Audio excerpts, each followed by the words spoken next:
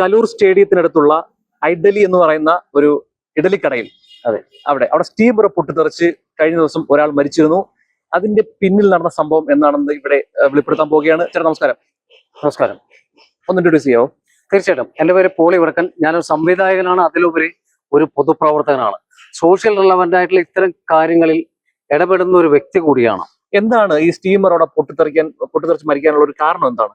അതിൽ പ്രധാന കാരണം 2020 മുതൽ സ്റ്റേഡിയത്തിന്റെ സുരക്ഷാ വീഴ്ചയെക്കുറിച്ച് GCD സെക്രട്ടറിക്ക് 3 പരാതികൾ നൽകി.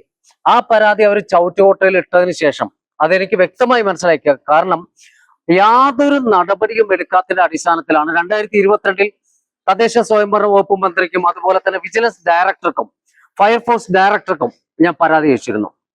ഈ പരാതി അയച്ചതിന്റെ അടിസ്ഥാനത്തിൽ ഗാന്ധിനഗർ ഫയർ സ്റ്റേഷനിൽ നിന്നും കലൂർ സ്റ്റേഡിയത്തില് വെരിഫിക്കേഷൻ വരികയും പ്രധാന സുരക്ഷാ വീഴ്ചകൾ 8 സുരക്ഷാ വീഴ്ചകളാണ് ഞാൻ ചൂണ്ടിക്കാണിച്ചത്.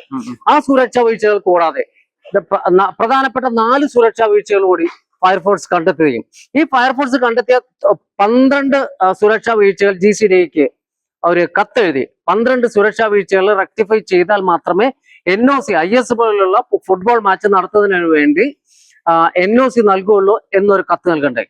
അതിന്റെ അടിസ്ഥാനത്തിൽ GCD എഞ്ചിനീയറിംഗ് വിഭാഗം ആ ഒരു കത്തിന് മറുപടി കൊടുത്തത് ഇത്രയും കാര്യങ്ങൾ റെക്ടിഫൈ ചെയ്തു എന്ന് തെറ്റായിട്ടുള്ള ഒരു ഇൻഫർമേഷൻ കൊടുക്കുകയും അതിന്റെ അടിസ്ഥാനത്തിൽ ISL ഫുട്ബോൾ നടത്തുന്നതിന് വേണ്ടിയിട്ടുള്ള NOC ഗാന്ധിനഗർ ഫയർ സ്റ്റേഷൻ നൽകുകയുണ്ടായി. ആ സംഭവം നടന്നത് ഞാൻ ആ കളി നടക്കുന്ന സമയത്ത് ഞാൻ കലൂർ ഇന്റർനാഷണൽ സ്റ്റേഡിയത്തിൽ പോയിരുന്നു. ആ സമയത്ത് ഈ 12 സുരക്ഷാ വീഴ്ചകളും റെക്ടിഫൈ ചെയ്തിട്ടില്ല എന്ന് മനസ്സിലാക്കിയതിനെ തുടർന്ന് തൊട്ടടുത്ത ദിവസം തന്നെ ഗാന്ധിനഗർ ഫയർ സ്റ്റേഷനിൽ പോയി ഞാൻ അവിടെ പോയി പ്രശ്നം ഉണ്ടാക്കുകയും പരാതി നൽകുകയും ചെയ്തു. അതിന്റെ അടിസ്ഥാനത്തിൽ അവിടെ ഉദ്യോഗസ്ഥർ നേരിട്ട് വന്ന് പരിശോധിച്ചപ്പോൾ ഇത്രയും സുരക്ഷാ വീഴ്ചകൾ റെക്ടിഫൈ ചെയ്തിട്ടില്ല എന്ന് മനസ്സിലാക്കിയതിനെ തുടർന്ന് അവർ വീണ്ടും NOC റദ്ദ് ചെയ്ത GCDക്ക് ഒരു കത്ത് നൽകുകയുണ്ടായി. അതിനുശേഷം നാളിതുവരെ ഇത്തരം കാര്യങ്ങൾ റെക്ടിഫൈ ചെയ്തിട്ടില്ല. പിന്നെ എങ്ങനെയാണ് ഫയർഫോഴ്സ് ഇവർക്ക് കളി നടത്തുന്നതിന് വേണ്ടി NOC നൽകി എന്നുള്ളത് മനസ്സിലാകുന്നില്ല. അത് എന്തുകൊണ്ടായിരിക്കുമെന്ന് ചോറ് കഴിക്കുന്ന മലയാളികൾക്ക് എല്ലാവർക്കും വളരെ വ്യക്തമാണ്. ഇത്തരം കാര്യങ്ങൾ നടപടി ആകാത്തത് കൊണ്ട് തന്നെ ഞാൻ കളക്ടർക്ക് അതുപോലെ തന്നെ GCD സെക്രട്ടറിക്കും കോർപ്പറേഷൻ മേയർക്കും ഞാൻ പരാതി നൽകുകയുണ്ടായി. ആ പരാതി നൽകിയത് നമുക്കറിയാം 2024 ഡിസംബർ 29 മൃദംഗ വിഷൻ നടത്തിയ പരിപാടിയിൽ ഗുരുതര വീഴ്ചകൾ ഉണ്ടാവുകയും സുരക്ഷാ വീഴ്ചകൾ ഉണ്ടായും അതിനെ തുടർന്ന് ബഹുമാനപ്പെട്ട MLA ഉമാ തോമസിന് ഉണ്ടായിരുന്ന അപകടം എല്ലാവരും കണ്ടതാണ്. അതിനുശേഷവും 2 ടൂർണമെന്റുകൾ നടന്നു. ഈ ടൂർണമെന്റ് നടക്കുന്നതിന് മുന്നോടിയായി ദുരന്ത നിവാരണ സേനയുടെ തലവൻ കളക്ടർ ആയതുകൊണ്ട് അദ്ദേഹത്തെ നേരിട്ട് പോയി കണ്ട് ഇത്തരം പരാതികൾ ഞാൻ ബോധിപ്പിക്കുകയും അതിന്റെ അടിസ്ഥാനത്തിൽ ഡെപ്യൂട്ടി കളക്ടർ ചുമതലപ്പെടുത്തിക്കൊണ്ട് അതായത് എല്ലാ വിഭാഗത്തെയും ക്രോഡീകരിച്ചുകൊണ്ട് എല്ലാ ഡിപ്പാർട്ട്മെന്റുകളിൽ നിന്ന് NOC പൂർണ്ണമായി ലഭ്യമാക്കി അത് പരിശോധിച്ചതിന് മാത്രമേ അവിടെ ടൂർണമെന്റ് നടത്താൻ പാടുള്ളൂ എന്നും കളക്ടർ എല്ലാ ഡിപ്പാർട്ട്മെന്റുകൾക്കും കത്തെഴുതിയിട്ട് പോലും യാതൊരു വിധത്തിലുള്ള സുരക്ഷാ നടപടികൾ സ്വീകരിച്ചില്ല എന്നുള്ളതാണ് പരമസത്യം. കഴിഞ്ഞ 13-ാം തീയതി ടൂർണമെന്റ് നടക്കുന്ന അന്ന് ഞാൻ GCDയുടെ ഓഫീസ് കലൂർ ഇന്റർനാഷണൽ സ്റ്റേഡിയത്തിൽ പോയിരുന്നു. മണിക്കൂറുകൾക്ക് മുമ്പേ തന്നെ തൊട്ടടുത്തുള്ള പല റെസ്റ്റോറന്റുകളും തുറന്നിരിക്കുന്നുണ്ടായിരുന്നു. സ്റ്റേഡിയത്തിന്റെ ബൈലോ അനുസരിച്ച് യാതൊരു കാരണവശാലും സ്ഫോടനത്തിന് സാധ്യതയുള്ള ഗ്യാസ് സിലിണ്ടർ അതുപോലെ തന്നെ ബോയിലർ അതുപോലെ തന്നെയുള്ള ഓയിൽ തീപിടുത്തത്തിന് സാധ്യതയുള്ള ഒന്നും തന്നെ സൂക്ഷിക്കാൻ പാടില്ല എന്ന് കർശന നിർദ്ദേശം ഉണ്ടായിരിക്കെ പല റെസ്റ്റോറന്റുകളും തുറന്ന് പ്രവർത്തിക്കുന്നുണ്ടായിരുന്നു. അപ്പൊ ഞാൻ ഇതിന് തെളിവിനായി എല്ലാ കോഫി ഷോപ്പിലും പോയി കോഫി കുടിച്ച് അതിന്റെ ബില്ലും വാങ്ങിച്ച് GCDയുടെ സ്റ്റേഡിയത്തിലുള്ള ഓഫീസിൽ പോയിരുന്നു. അവിടെ ചെന്നപ്പോ അനിൽ വർഗീസ് എന്ന് പറയുന്ന ഒരു എഞ്ചിനീയർ അവിടെ ഇരിക്കുന്നുണ്ടായിരുന്നു. അയാളോട് ഞാൻ പറഞ്ഞു ഇത്തരം കടകൾ തുറന്നിരിക്കുന്നുണ്ട്, ഇത് സുരക്ഷാ വീഴ്ചയല്ല, ഞാൻ വ്യക്തമായി പരാതി നൽകിയിരിക്കുന്ന എന്റെ പേരാണ് പോളി വടക്കൻ, അതിന്റെ നോട്ടിഫിക്കേഷൻ നിങ്ങൾക്ക് എല്ലാവർക്കും വന്നിട്ട് പോലും നിങ്ങൾ എന്താണ് ഇവിടെ ഇരിക്കുന്നതെന്ന് വെച്ച് കഴിയുമ്പോൾ അദ്ദേഹം കളിയാക്കി ചിരിക്കുകയാണ് ഉണ്ടായത്. നിനക്കൊന്നും വേറെ പണിയില്ലേടാന്നുള്ള ഒരു ഭാവത്തിലായിരുന്നു അദ്ദേഹത്തിന്റെ ഇരിപ്പ്. ശരിക്കും പറഞ്ഞാൽ കളക്ടർ പറഞ്ഞിരിക്കുന്നത് ആരൊക്കെ NOC തന്നാലും ആ സുരക്ഷാ വീഴ്ച പരിശോധിച്ചുകൊണ്ട് മാത്രമേ കളി നടത്താവൂ എന്ന് പറഞ്ഞു.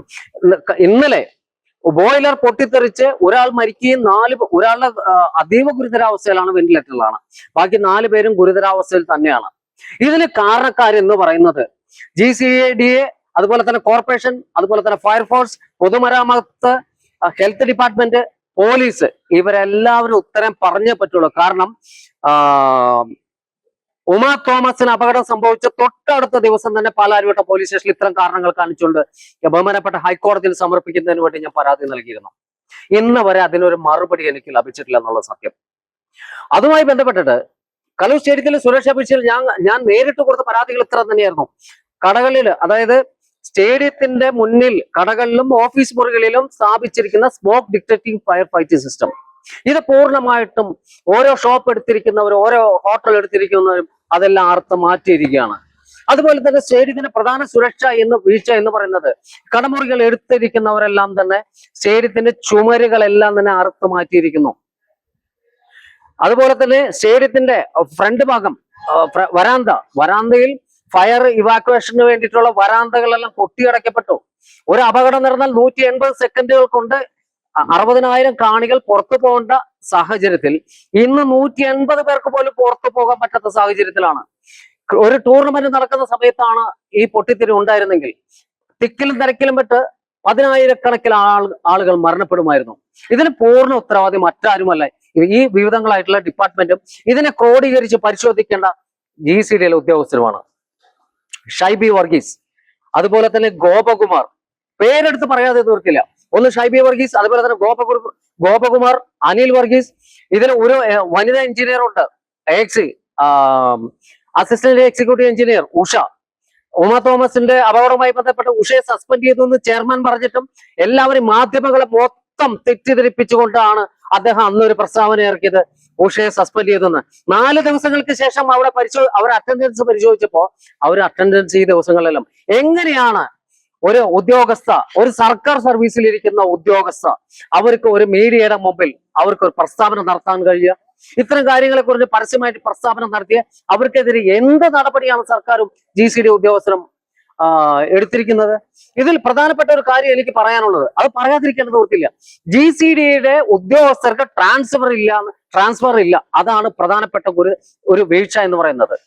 അതുപോലെ തന്നെ GCDയിൽ റിട്ടയർഡ് ആയവർക്ക് മരണമില്ല. എന്താ നിങ്ങൾക്ക് ചിരി വരുന്നുണ്ടോ? സത്യസന്ധമായിട്ടുള്ള ഒരു കാര്യമാണ്. കാരണം GCDയിൽ നിന്ന് റിട്ടയർഡായി മരണപ്പെട്ട പലരും ഇന്നും പെൻഷൻ വാങ്ങിക്കുന്നു. അതുകൊണ്ട് തന്നെയാണ് മരണമില്ല എന്ന് ഞാൻ പറഞ്ഞത്. അതിന് വ്യക്തമായിട്ടുള്ള വിവരാശ രേഖകൾ എന്റെ കൈവശം വെച്ചുകൊണ്ട് തന്നെയാണ് ഞാൻ സംസാരിക്കുന്നത്.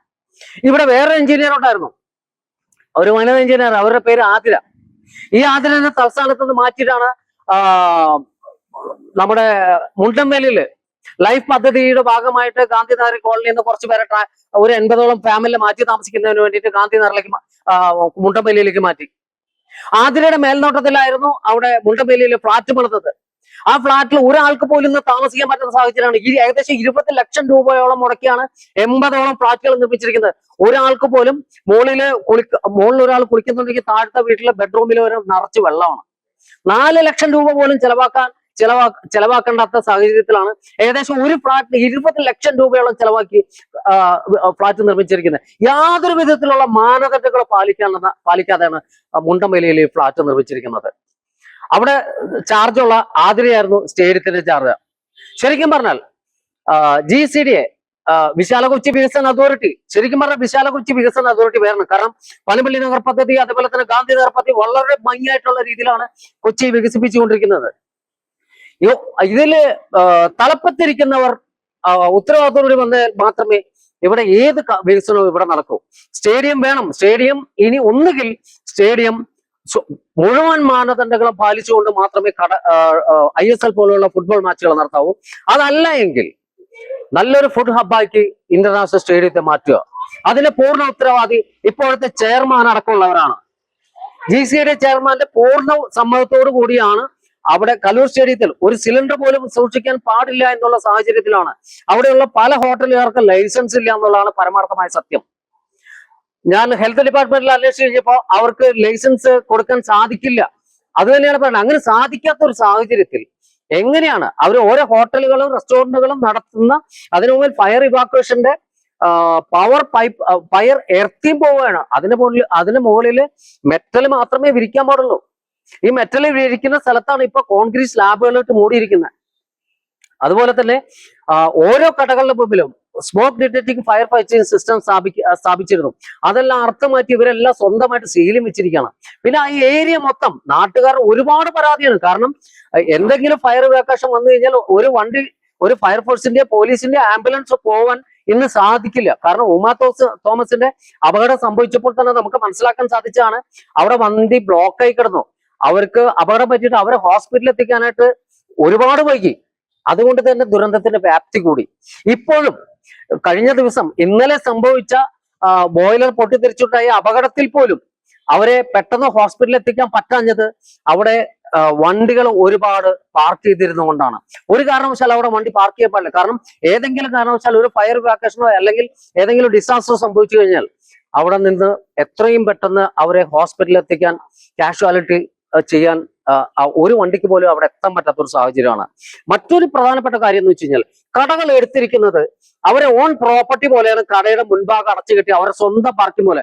ഒരാൾക്ക് വഴി നടക്കാനോ 180 സെക്കൻഡ് കൊണ്ട് 60,000 കാണികൾ ഇറങ്ങി പോവേണ്ട സാഹചര്യത്തിൽ 180 പേർക്ക് പോകാൻ പറ്റാത്ത സാഹചര്യം ഉണ്ടാക്കിയിട്ട് അവിടെ ചാർജുള്ള എഞ്ചിനീയർമാരെല്ലാം വായ മൂടി കെട്ടിരിക്കുന്നതിന്റെ പ്രധാന കാരണം നമ്മൾ ഭക്ഷണം കഴിക്കുന്ന മലയാളികൾക്കെല്ലാം തന്നെ മനസ്സിലാവും. അത് മാത്രമല്ല, സ്റ്റേഡിയത്തിന്റെ മേൽക്കൂര നിർമ്മിച്ചത് 2010-ലാണ്. 2010 മേൽക്കൂര നിർമ്മിച്ചതിന് ശേഷം ഓഡിറ്റ് റിപ്പോർട്ട് പ്രകാരം 2019 വരെ 1 രൂപ പോലും മെയിൻ്റനൻസിനായിട്ട് അവിടെ ചെലവാക്കിയിട്ടില്ല. ആ ചെലവാക്കി തരുന്നതുകൊണ്ട് മെയിൻ്റനൻസ് ചെയ്യാതെ 2010 നിർമ്മിച്ച മേൽക്കൂര 2019 സിയാലിലെ ഒരു എഞ്ചിനീയർ ആ വഴിക്ക് പോകുന്ന സമയത്താണ് അത് ഗുരുതരമായിട്ടുള്ള പ്രശ്നത്തിലാണ് നിൽക്കുന്നത്. ഏത് സമയത്ത് ഒരു അപകടം സംഭവിക്കുന്ന സാഹചര്യത്തിലാണ് മേൽക്കൂര ഉള്ളതെന്നും അത് എത്രയും പെട്ടെന്ന് അത് മാറ്റാനായിട്ട് അവർ പറയുകയും ചെയ്തു. അതിനടിസ്ഥാനത്തിൽ 12,75,000 രൂപ മുടക്കി ഒരു കൺസൾട്ടൻസിയെ GCD ഏൽപ്പിച്ചിരുന്നു. GCDക്ക് 15 എഞ്ചിനീയർമാർ സ്റ്റേഡിയത്തിൽ വർക്ക് ചെയ്തുകൊണ്ടിരിക്കുന്ന സാഹചര്യത്തിലാണ് ഇവരാരും കാണാത്ത സാഹചര്യത്തിൽ സിയാലിൽ ഒരു എഞ്ചിനീയർ കണ്ടെത്തിയത്. ഇവർക്ക് ആർക്കും അറിയാത്ത ടെക്നോളജി തന്നെയാണ് മറ്റൊരു ഏജൻസിയെ കൊണ്ട് 12.25 ലക്ഷം രൂപ കൊടുത്ത് അന്വേഷിപ്പിക്കുന്നത്. ഈ പണമെല്ലാം ഇവരെ വീട്ടിൽ നിന്ന് കൊണ്ടുപോകുന്നതല്ല, എല്ലാം നികുതി പണം, പൊതുജനങ്ങളുടെ നികുതി പണം കൊണ്ട് മാത്രം തന്നെയാണ് ഇവരെല്ലാം ശമ്പളമാക്കി ഇതുമാതിരി അഴിമതിയെല്ലാം കാട്ടിക്കൊണ്ടുന്നത്. പറയുകയാണെങ്കിൽ കോർപ്പറേഷനും വലിയൊരു പങ്ക് ഇതിലുണ്ട്.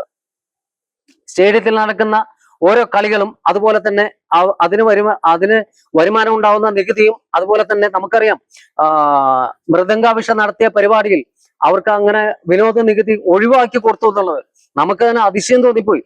അതുപോലെ തന്നെ നമുക്ക് എടുത്തു പറയാൻ പറ്റുന്നൊരു കാര്യം, അനിൽകുമാറിന് 2 പരാതി, ഉമാ തോമസിന് അപകടം പറ്റിയതിനു ശേഷം മേയർ അനിൽകുമാറിന് നേരിട്ട് 2 പരാതി കൊടുത്തിട്ട് പോലും അനങ്ങാപ്പാറയായി ഇരുന്നതല്ലാതെ അതിനെതിരെ യാതൊരു മറുപടിയും സ്വീകരിച്ചില്ല.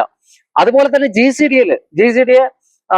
GCDയിൽ പുതിയ സെക്രട്ടറി വന്നിരിക്കുന്നു, ഇന്ദു, അങ്ങനെ എന്തോ ആണ് അവരുടെ പേര്. അവർക്ക് ഞാൻ പരാതി കൊടുത്തിരുന്നു. ആ പരാതി, ആദ്യത്തെ പരാതി കൊടുത്ത് 2ാമത്തെ പരാതി കൊടുത്ത ഉടനെ തന്നെ കലൂർ സ്റ്റേഡിയത്തിൽ നിന്നെല്ലാം അവിടെ സ്ഫോടനത്തിന് സാധ്യതയുള്ള എല്ലാ സാധനങ്ങളും നീക്കം ചെയ്യാനായിട്ട് അവർ നോട്ടീസ് നൽകണ്ടായി. നോട്ടീസ് നൽകിയിട്ട് മാത്രം മിച്ചം. GCD സെക്രട്ടറിക്ക് ഞാൻ നൽകിയ പരാതിയുടെ അടിസ്ഥാനത്തിൽ അവർ കലൂർ സ്റ്റേഡിയത്തിലുള്ള എല്ലാ ഷോപ്പുകാർക്കും നോട്ടീസ് നൽകുകയുണ്ടായി. സ്ഫോടനത്തിന് സാധ്യതയുള്ള സിലിണ്ടർ അടക്കമുള്ള എല്ലാ സാധനങ്ങളും ഉടൻ മാറ്റിക്കൊള്ളണമെന്ന് നോട്ടീസ് നൽകിയിട്ടും നാളെ ഇതുവരെ യാതൊരു നടപടിയും സ്വീകരിക്കേണ്ട ഉദ്യോഗസ്ഥരായി അവിടെ അനിൽ വർഗീസ് അടക്കമുള്ള ഷൈബി വർഗീസ്, ഗോപകുമാർ, ഇവരെല്ലാം അനങ്ങാപ്പാറകളായി അവിടെ ഇരുന്നതിന്റെ പ്രധാന കാരണം, ഈ അപകടത്തിന്റെ വ്യാപ്തി വർദ്ധിക്കാനുള്ള കാരണം, ഈ അപകടം ഉണ്ടാവാനുള്ള കാരണം, ദുരന്ത നിവാരണ സേനയുടെ തലവൻ കളക്ടർക്ക് പരാതി നൽകി. കളക്ടർ 6 ഡിപ്പാർട്ട്മെന്റ് വീതങ്ങളായ 6 ഡിപ്പാർട്ട്മെന്റുകൾക്ക് നോട്ടീസ് അയച്ചിട്ട് പോലും യാതൊരു വിധത്തിലുള്ള നടപടിയും സ്വീകരിക്കാത്ത ഉദ്യോഗസ്ഥർക്കെതിരെയാണ് മനഃപൂർവ്വമല്ലാത്ത നരഹത്യക്ക് എത്രയും വേഗം കേസെടുക്കാൻ ഞാൻ ആവശ്യപ്പെടുന്നത്.